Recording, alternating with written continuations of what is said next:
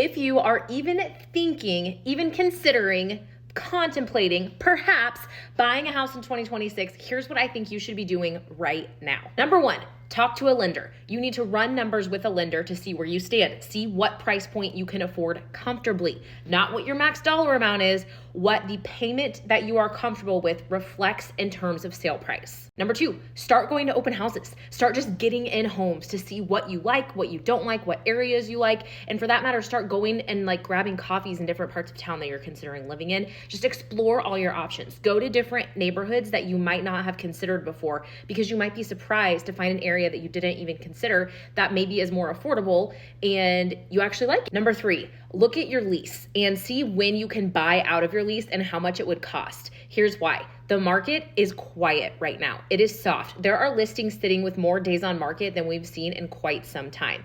Personally, I think it's because they hyped up the interest rate drops so much that people were underwhelmed when it finally happened and are still waiting for a future interest rate drop, which may or may not happen. But what that means for you is if you can afford to buy right now and you can reasonably get out of your lease without a crazy expense, you can get a great deal on a house that may not be there for you in the spring if interest rates drop or just kind of the ebbs and flows of the market. It picks back up again every spring. Number four, lastly, talk to an agent to talk strategy.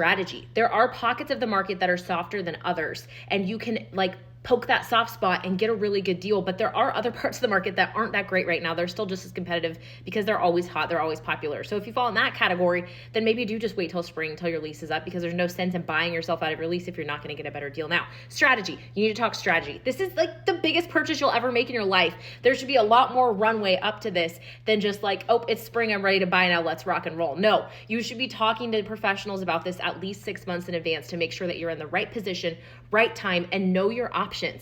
You've heard me talk about this before. I'm huge on a seller paid interest rate buy down that is happening across the market right now. And there's so much lack of education around it. Every week I have to explain to another agent what a 2-1 buy down is. So make sure that you are getting professionals around you that know what you can do to maximize your purchase, your timing, your location, and your opportunity.